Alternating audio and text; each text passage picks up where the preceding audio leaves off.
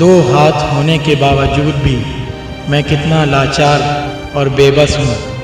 لعنت ہے ایسی زندگی پر، ایسی زندگی سے تو موت ہی بہتر ہے.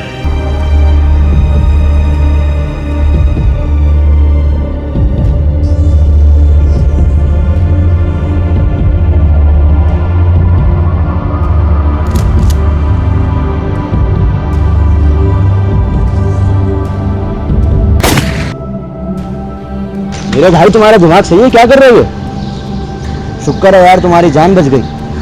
ہاں بچ گئی، اور دکھ سہنے کے لیے. ہوا کیا ہے میرے بھائی؟ کاش میں مر جاتا، لیکن موت بھی ہم جیسے کو قبول نہیں کرتی. اتنی مایوسی؟ میرے بھائی مایوسی تو گناہ ہے، کفر ہے. جب زندگی کا پہیہ جام ہو جاتا ہے نا میرے بھائی، تو آدمی کافر بن جاتا ہے. میرے بھائی مشکل وقت ایک امتحان ہے. اللہ تعالیٰ دیکھتا ہے کہ بندے میں کتنا صبر ہے، کتنا برداشت ہے.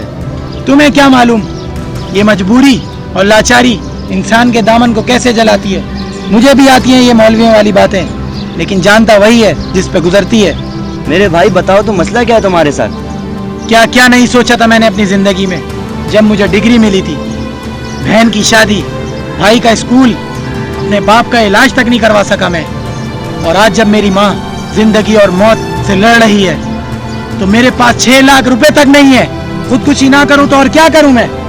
میرے بھائی فیصلہ جب رب کے ہاتھ میں چلا جاتا ہے تو بندہ کیا کر سکتا ہے؟ صرف اور صرف فریاد. اپنے رب کے سامنے سجدے میں سر کو گراؤ، اپنے دامن کو پھیلا دو اور ٹوٹ جاؤ اس کے سامنے، تاکہ وہ تمہیں ذرہ ذرہ کر کے اپنے دامن میں سمیٹ لے. اس سے دوستی تو کر کے دیکھو، وہ بڑا رحمان اور رحیم اور کریم ہے. الہی تیری چوکھٹ پر بھکاری بن کے آیا ہوں، سراپا فقر ہوں، عجز و ندامت ساتھ لایا ہوں. یا اللہ میرے گناہوں کو معاف کر دے. یا اللہ مجھ گناہگار کو معاف کر دے. یا اللہ تیرے خزانوں میں کوئی کمی نہیں ہے. یا اللہ بھکاری وہ جسے حرص و ہوس نے مار ڈالا ہے. ہیلو السلام علیکم بھائی. بھائی آپ کہاں ہو؟ وعلیکم السلام. کیوں کیا ہوا؟ بھائی امی کا آپریشن ہو گیا اور آپ موجود نہیں ہو.